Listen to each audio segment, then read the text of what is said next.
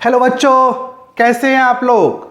आपका स्वागत है आपके online platform physics study by Rajeev sir.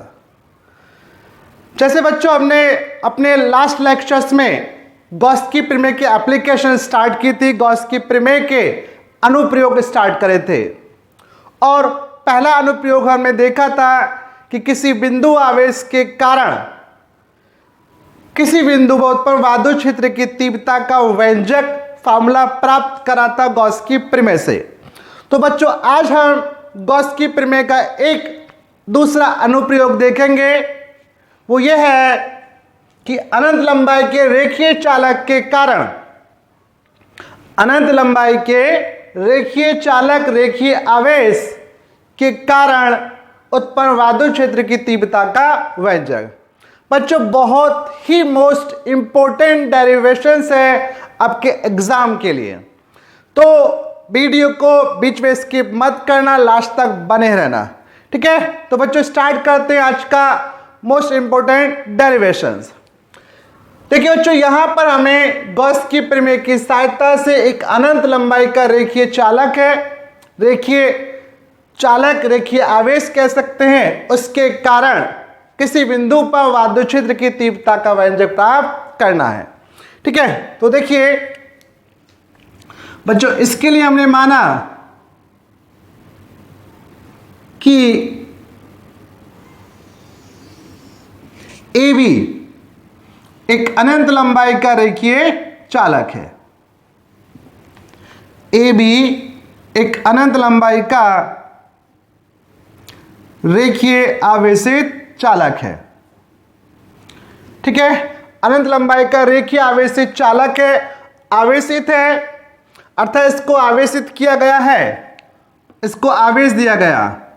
अब बच्चों आप जानते हैं कि जब हम किसी वस्तु को आवेशित करते हैं तो अगर वस्तु एक सरल रेखा के रूप में है तो आवेश का जो वितरण होगा इस पर चालक की लंबाई के अनुदिश इसकी लंबाई के अनुदिश एक समान रूप से क्या हो जाएगा, वितरित हो जाएगा, ठीक है। तो देखिए, तो इसकी थ्योरी देखते हैं कि माना ए बी एक अनंत लंबाई का रेखीय अनंत लंबाई का रेखीय चालक है जिसका रेखीय आवेश घनत्व लैम्डा है और इससे स्मॉल आर दूरी पर स्थित बिंदु P पर वैद्युत क्षेत्र की तीव्रता ज्ञात करनी है। अतः ठीक है बच्चों, यानी हमने माना कि ए बी एक अनंत लंबाई का रेखीय आवेशित चालक है, इसको आवेशित किया गया है। अब जब इसको आवेशित किया गया है, आवेश दिया गया है, तो आवेश क्या होगा, चालक की पूरी लंबाई पर एक समान रूप से क्या हो जाएगा, वितरित हो जाएगा, ठीक है। अब इसका रेखीय आवेश घनत्व देखिए बच्चों, रेखीय आवेश घनत्व का मतलब होता है कि जब हम किसी वस्तु को आवेशित करते हैं और आवेश एक सीधी अथवा वक्र रेखा की लंबाई के अनुदिश वितरित हो जाता है, एक समान रूप से वितरित हो जाता है, तो उस स्थिति में चालक की प्रति एकांक लंबाई पर उपस्थित आवेश को रेखीय आवेश घनत्व कहते हैं और इसको व्यक्त करते हैं लैम्डा से। यानी कि रेखीय आवेश घनत्व का मतलब है कि चालक की प्रति एकांक लंबाई पर एक लंबाई पर उपस्थित आवेश की मात्रा को रेखीय आवेश घनत्व कहते हैं। तो ए भी एक अनंत लंबाई का रेखीय चालक है जिसका रेखीय आवेश घनत्व लैम्डा है, और इससे स्मॉल आर दूरी पर, कितनी दूरी बच्चों, स्मॉल आर दूरी पर स्थित मान लीजिए कोई बिंदु P है।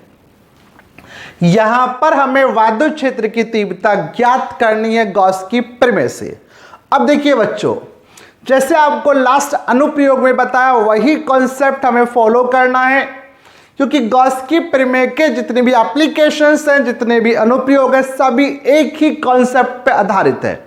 सभी में हमें विद्युत क्षेत्र की तीव्रता ज्ञात करनी होगी गॉस की प्रमेय से, और गॉस की प्रमेय संबंधित है किसी बंद पृष्ठ से, यानी कि विद्युत क्षेत्र में स्थित किसी बंद पृष्ठ से निर्गत विद्युत फ्लक्स जो होता है उस पृष्ठ के भीतर उपस्थित कुल आवेश का कितना होता है, 1/ε0 गुना होता है।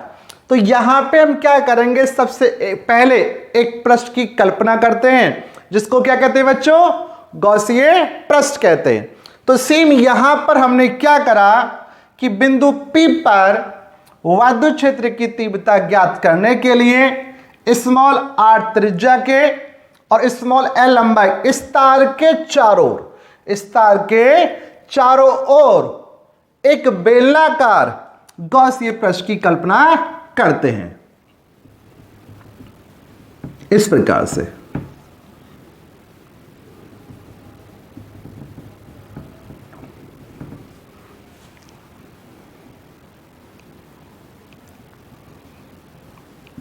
ठीक है,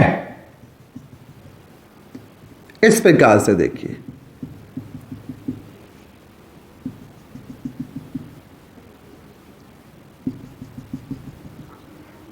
ठीक, यानी कि बिंदु P पर विद्युत क्षेत्र की तीव्रता ज्ञात करने के लिए क्या करा हमने, इस तार के इस रेखीय चालक के चारों ओर स्मॉल r त्रिज्या और स्मॉल l लंबाई के एक बेलनाकार गॉसीय पृष्ठ की कल्पना करी। ठीक है, एक ऐसे बेलनाकार गॉसीय पृष्ठ की कल्पना कि जो रेखीय चालक को इस बेलन के अक्ष पर स्थित हो और बिंदु P इसके वक्र पृष्ठ पर स्थित हो। ठीक है, अब देखिए, तो हमें इससे संबंधित विद्युत फ्लक्स निकालना है। अब देखिए यहां पे क्या करेंगे, गॉसीय पृष्ठ हो गया, यानी ये क्या हो गया, गॉसीय पृष्ठ, बेलनाकार गॉसीय पृष्ठ। ठीक है, अब चूंकि गॉस की प्रमेय निर्भर करती है केवल, यानी गॉस की प्रमेय अनुसार बंद पृष्ठ के अंदर जो आवेश होता है केवल उस विद्युत फ्लक्स जो होता है उस गॉसीय पृष्ठ के अंदर उपस्थित आवेश पर निर्भर करता है। यानी गॉस की प्रमेय अनुसार किसी बंद पृष्ठ से निर्गत जो विद्युत फ्लक्स होगा वो केवल पृष्ठ के अंदर, पृष्ठ के भीतर उपस्थित आवेश पर निर्भर करेगा।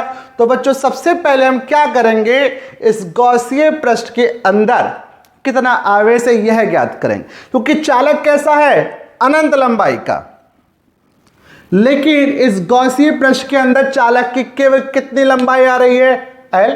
तो इसका मतलब यह हुआ कि चालक की L लंबाई पर जितना आवेश है वही आवेश इस गॉसीय पृष्ठ के अंदर है।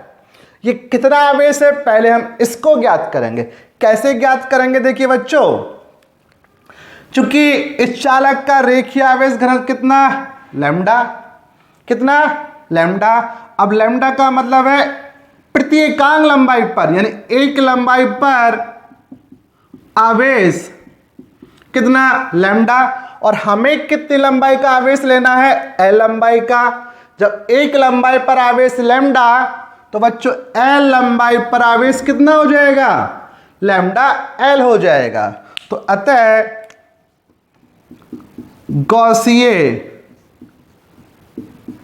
पृष्ठ से परिबद्ध आवेश, यानी गॉसीय पृष्ठ के अंदर आवेश Q बराबर आया लैम्डा L। Equation first. ठीक है बच्चों, तो देखिए बच्चों सबसे पहले हम इस गॉसीय पृष्ठ के अंदर आवेश मान लिया। अब गॉसीय पृष्ठ है तो गॉसीय पृष्ठ में हम ये कल्पना करते हैं कि ये जो गॉसीय पृष्ठ है ds क्षेत्रफल के सूक्ष्म पृष्ठों से मिलकर बना है। तो जैसे आपको लास्ट एप्लीकेशंस में भी बताया कि जितने भी एप्लीकेशंस है गॉस की प्रमेय की तो सभी एक ही कॉन्सेप्ट पे आधारित है। हम गॉसीय पृष्ठ मानेंगे तो पहले गॉसीय पृष्ठ से संबद्ध वैद्युत फ्लक्स निकालेंगे, जो वैद्युत फ्लक्स की परिभाषा है उस फार्मूले से, पृष्ठीय समाकलन ईडीएस cos थीटा से, इस फार्मूले से, और फिर वैद्युत फ्लक्स निकालेंगे गॉस की प्रमेय से, गॉस के नियम से। दोनों वैद्युत फ्लक्स लेफ्ट साइड इक्वल तो राइट साइड इक्वल होनी चाहिए। ठीक है, अब इसी कॉन्सेप्ट को हम फॉलो करेंगे। लेकिन बच्चों यहां पे ध्यान से देखिए, जो भी हम गॉसीय पृष्ठ मानते हैं तो वहां पे हम ये देखते हैं कि इस गॉसीय पृष्ठ के अंदर कितनी सरफेस है, कितनी सतह है, कितने तल है, कितने पृष्ठ है। जैसे ये गॉसीय पृष्ठ कैसा बेलनाकार, तो इस बेलनाकार पृष्ठ में टोटल कितने पृष्ठ, कितनी सरफेस, 3 सरफेस बनेंगी, 3 सतह बनेंगी, 3 पृष्ठ बनेंगे। कैसे देखिए, जैसे मार्कर है तो एक सतह ये, एक सतह ये और एक सतह ये सतह कहलाती है अनुप्रस्थ परिच्छेद, अनुप्रस्थ परिच्छेद, और ये वक्र पृष्ठ। क्योंकि इसका मतलब यहां पे 3 पृष्ठ बन रहे हैं तो जो वैद्युत फ्लक्स होगा तीनों पृष्ठों से निर्गत होगा। तो हमें तीनों पृष्ठों से फ्लक्स निकालेंगे और टोटल फ्लक्स जो होगा इन तीनों पृष्ठों से निर्गत फ्लक्स के योग के बराबर। ठीक है, तो बच्चों मान लीजिए यहां पर इस सरफेस को हमने नाम दे दिया S1, इसको मान लिया S2 और इसको मान लिया S3। अब प्रत्येक पर ds क्षेत्रफल के सूक्ष्म खंडों से मिलकर बनी है तो इसका एक सूक्ष्म खंड ds, एक सूक्ष्म खंड बिंदु P पे मान लिया हमने, और एक सूक्ष्म खंड सूक्ष्म पर ds ये मान लिया। ठीक है, क्योंकि जब भी हमें किसी पृष्ठ से वैद्युत फ्लक्स ज्ञात करना होता है तो वहां पे हम ये मान सकते हैं कि जो पृष्ठ है वो ds क्षेत्रफल के अत्यंत सूक्ष्म पृष्ठों से मिलकर बना है। ठीक है, तो बच्चों देखिए, तो वैद्युत फ्लक्स की परिभाषा से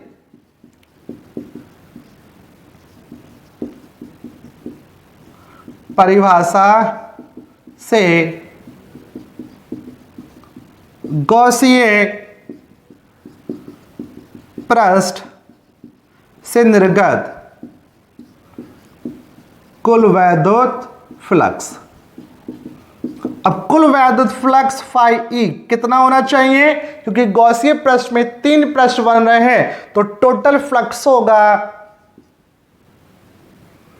phi e S1, phi e S2 और phi e S3। यानी कि पहले पृष्ठ का वैद्युत फ्लक्स प्लस दूसरे पृष्ठ से वैद्युत फ्लक्स प्लस तीसरे पृष्ठ से वैद्युत फ्लक्स।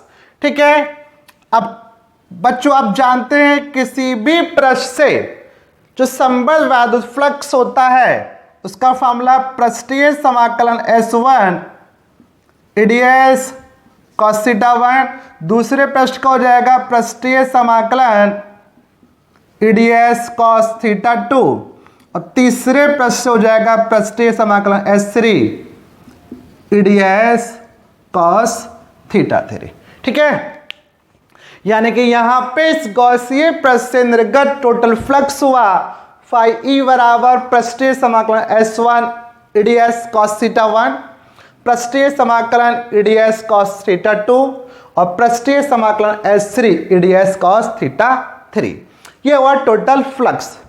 और जैसे बच्चों आपको लास्ट लेक्चर्स में गॉस की प्रमेय के जितने भी लेक्चर्स हुए उन सब में आपको बताया गया कि जो थीटा होता है उस बिंदु पर वैद्युत क्षेत्र की दिशा और जो सदिश क्षेत्रफल है ds उसकी दिशा के बीच बना कोण।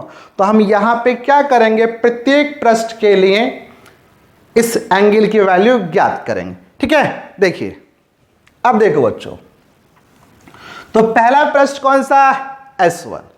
ठीक है, अब इसका एक सूक्ष्म खंड ds, अब देखिए बच्चों, तो यहां पे हम देखते हैं विद्युत क्षेत्र की दिशा और ds की, क्योंकि ये चालक कैसा धनावेशित, और आपको मालूम है कि धनावेश के कारण किसी बिंदु पर विद्युत क्षेत्र की जो दिशा होती है वो सदैव आवेश से दूर की ओर।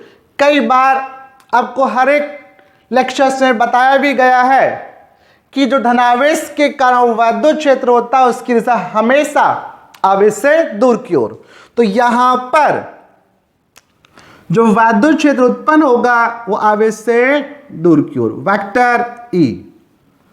ठीक, अब ds, और ds की दिशा कैसे होती है? पृष्ठ के अभिलंबित बाहर की ओर। पृष्ठ ये नीचे वाला, तो ds की दिशा कैसे? पृष्ठ के अभिलंबित अर्थात 90 के कोण पर किधर की ओर? बाहर की ओर। और बाहर की ओर का मतलब किधर की ओर आएगी बच्चों? नीचे की ओर आएगी। ठीक, तो ये हुआ वेक्टर ds। अब यहां पे दोनों के बीच का एंगल यानी कि θ1 कितना आ गया बच्चों? 90 डिग्री आ गया। अब इसी प्रकार से सरफेस S2 के लिए देखिए, धनावेश के कारण यहां पे जो विद्युत क्षेत्र उत्पन्न होगा उसकी दिशा आवेश से दूर की ओर। ठीक है बच्चों, ध्यान से समझना है, बहुत इंपॉर्टेंट डेरिवेशन है, हड़बड़ाना नहीं है, बिल्कुल आराम से समझना है। ठीक है, धनावेश, तो धनावेश के कारण विद्युत क्षेत्र किधर की ओर? आवेश से दूर की ओर। अब ds, और ds की दिशा कैसे होती है? पृष्ठ के अभिलंबित बाहर की ओर। तो ये पृष्ठ है तो इसकी दिशा कैसे आएगी? पृष्ठ के अभिलंबित बाहर की ओर। तो ds भी की दिशा में होगा, इसी दिशा में होगा। अब यहां पर वेक्टर E, वेक्टर ds एक ही दिशा में, तो θ2 कितना बच्चों? 0 डिग्री। अब इसी प्रकार से तीसरे पृष्ठ सरफेस S3 के लिए देखेंगे हम, धनावेश के कारण यहां पे जो विद्युत क्षेत्र होगा उसकी दिशा आवेश से दूर की ओर, आवेश से दूर की ओर, तो इधर की ओर होगी। ठीक, अब ds, क्योंकि ये सतह ऊपर वाली है, और ds की दिशा कैसे?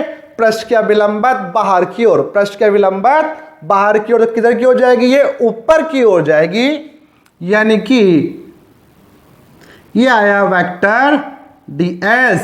अब यहां पे जो थीटा आया वो कितना आया बच्चों?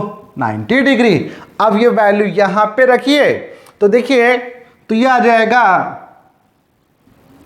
फाई E बराबर पृष्ठीय समाकलन S1 ds cos 90 प्लस पृष्ठीय समाकलन S2 ds cos 0 और पृष्ठीय समाकलन S3 ds cos 90। ठीक है, अब देखिए बच्चों, cos 90 का मान 0, तो ये सारा का सारा क्योंकि सब गुणा में है तो ये सब 0 हो जाएगा, और cos 0 का मान 1, तो पृष्ठीय समाकलन S2 ds cos 90 का मान 0, तो ये सारा का सारा क्या हो जाएगा? 0 हो जाएगा। तो यहां पे बच्चों आया फाई E बराबर पृष्ठीय समाकलन S2 ds, यानी कि यहां पे जो विद्युत फ्लक्स निर्गत होगा वो केवल दूसरे पृष्ठ से निर्गत होगा। ठीक है बच्चों, यानी कि यहां पे जो विद्युत फ्लक्स निर्गत होगा केवल दूसरे पृष्ठ से निर्गत होगा। अब करेंगे इसका समाकलन। समाकलन कैसे करते हैं कि जो समाकलन का साइन है इसके भीतर जो नियत राशि है उसको बाहर निकालेंगे। ठीक है, क्या करते हैं? सबसे पहले जो समाकलन का साइन है इसके भीतर जो कांस्टेंट है, जो नियत है, उसको सबसे पहले बाहर। ठीक, अब चूंकि तार से यहां तक की दूरी, तार से यहां तक की दूरी इक्वल, तो ये जो E होगा वो कांस्टेंट होगा, तो इसको सबसे पहले बाहर, तो फाई E बराबर E इंटू पृष्ठीय समाकलन S2 ds। अब चूंकि पृष्ठीय समाकलन S2 ds, अब देखिए बच्चों ध्यान से, इसका मतलब है कि पृष्ठ S2 जो ds क्षेत्रफल के सूक्ष्म खंडों से मिलकर बना है उसका कुल पृष्ठीय क्षेत्रफल। अब ये S2 जो सरफेस है वो ये वाली सरफेस है, ये, और इस सरफेस को हम क्या कहते हैं बच्चों? बेलन का वक्र पृष्ठ। क्या कहते हैं? बेलन का वक्र पृष्ठ। और ये जो पृष्ठ है वो ds क्षेत्रफल के छोटे छोटे सूक्ष्म खंडों से मिलकर बना है, और पृष्ठीय समाकलन S2ds का मतलब इस पूरे पृष्ठ का संपूर्ण पृष्ठ क्षेत्रफल। और बेलन का जो वक्र पृष्ठ होता है वो कितना होता है? टोटल 2 पाई RL। इसलिए ये वैल्यू यहां पे रखेंगे और फाई E इक्वल आ गया E इंटू 2 पाई RL। Equation second. तो ये आया वैद्युत फ्लक्स किस फॉर्मूले से? वैद्युत फ्लक्स की परिभाषा से। तो जैसे आपको स्टार्टिंग में बताया कि पहले हम वैद्युत फ्लक्स निकालेंगे वैद्युत फ्लक्स की परिभाषा के फॉर्मूले से, अब निकालेंगे गॉस की प्रमेय से। परंतु गॉस की प्रमेय से, अब गॉस की प्रमेय क्या कहती है? गॉस की प्रमेय यह कहती है कि प्रत्येक बंद पृष्ठ, कैसा भी पृष्ठ हो, किसी भी आकार का हो, किसी भी आकृति का हो, उससे निर्गत जो वैद्युत फ्लक्स होता है फाई E बराबर होता है Q upon epsilon not. Q उस पृष्ठ के अंदर आवेश, और समीकरण 1 में हमने ये कैलकुलेट किया कि इस गॉसीय पृष्ठ के अंदर जो आवेश है, इसके अंदर जो आवेश है वो कितना है बच्चों?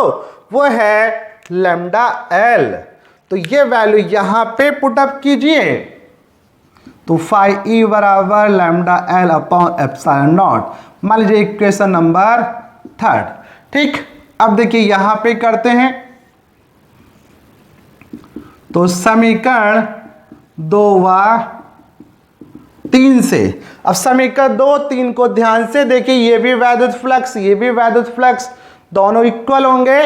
तो समीकरण 2 व 3 से E गुणा 2 पाई RL बराबर आ जाएगा lambda L upon epsilon not. इस L से L कैंसिल आउट, ठीक है, खत्म कर दिया इसको, और E बराबर आ जाएगा, ये इसके मल्टीप्लाई में अपॉन में पहुंचेगा, तो lambda upon 2 pi epsilon not into R। ये आ गया अनंत लंबाई के ऋजु रेखीय चालक के कारण, रेखीय आवेशित चालक के कारण किसी बिंदु पर उत्पन्न वैद्युत क्षेत्र की तीव्रता का व्यंजक। ठीक है बच्चों। अब बच्चों एक चीज और यहां पर,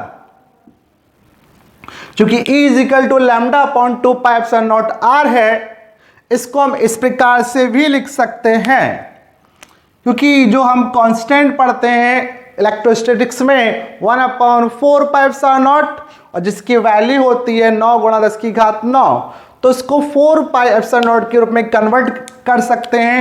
2 से मल्टीप्लाई ऊपर नीचे कर दीजिए, तो इसको हम इस प्रकार भी लिख देते हैं 2 lambda upon 4 pi epsilon not into R। ठीक है, तो यह आया अनंत लंबाई के ऋजु रेखीय चालक के कारण किसी बिंदु पर उत्पन्न वैद्युत क्षेत्र की तीव्रता का व्यंजक। ठीक, एक बार रिवाइज करते हैं। देखिए, जैसे बच्चों स्टार्टिंग में उन्होंने माना कि ए भी एक अनंत लंबाई का रेखीय चालक है, इससे बिंदु P पर R दूरी पर स्थित बिंदु P पर वैद्युत क्षेत्र की तीव्रता ज्ञात करनी है।